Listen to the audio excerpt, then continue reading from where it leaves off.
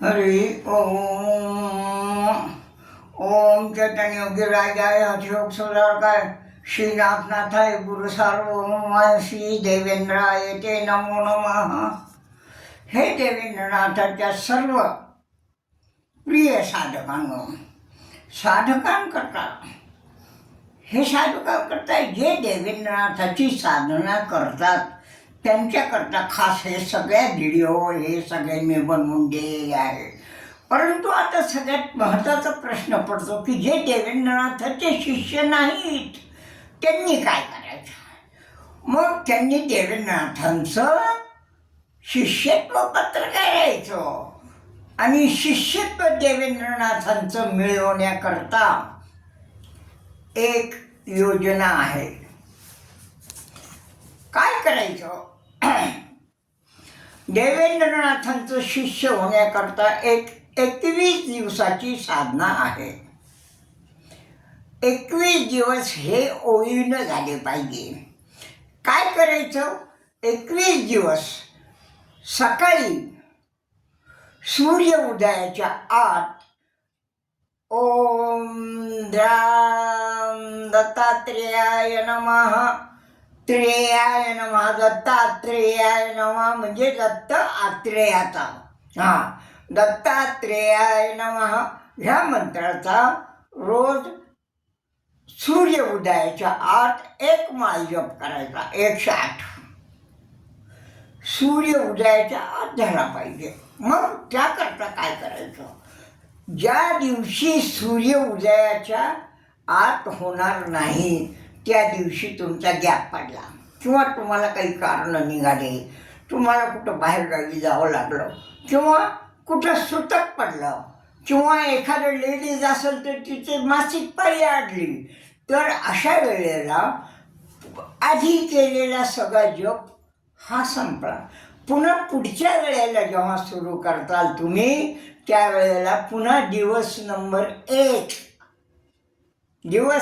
एक अशा पद्धतीनं सलग 21 दिवस हा गुरुमंत्राचा जप करायचा.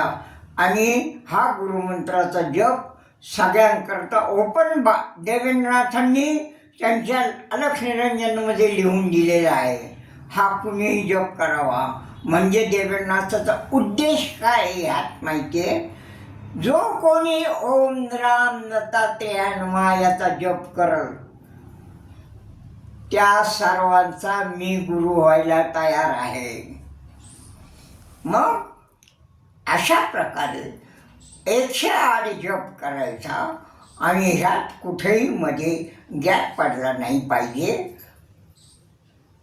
एवढं झालं की तुम्हाला काहीतरी हा जप पूर्ण व्यवस्थित झाला का नाही ह्याचं काही इंडिकेशन मिळालं पाहिजे ना.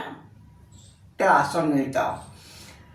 दिवस नंबर 18 ते 21 या 4 दिवसामध्ये तुम्हाला देवेंद्रनाथ काही ना काही संकेत देतात.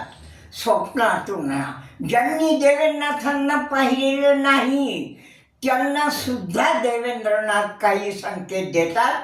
आणि 18 ते 21 या 4 शेवटच्या दिवसामध्ये कधीतरी जेव्हा देवेंद्रनाथ तुम्हाला काही संकेत देतील तेव्हा असं समजायचं की देवेंद्रनाथांनी आपल्याला शिष्य म्हणून स्वीकारलं.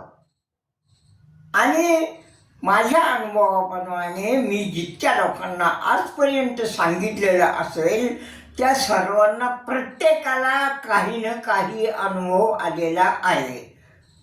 त्यामुळं प्रत्येकाने काहीही यात शंका न बाळगता ह्याप्रमाणे 21 दिवसाची साधना करायची. आणि नंतर 21 दिवसानंतर मग तुम्ही देवेंद्रनाथांच्या साधना सुरू करायला सुरुवात करा. देवेंद्रनाथांच्या साधना आसन प्राणायाम प्रत्याहार धारणा ध्यान आणि समाधी या 6 स्टेपमध्ये आहे. ती साधना तुम्ही करायला लागा.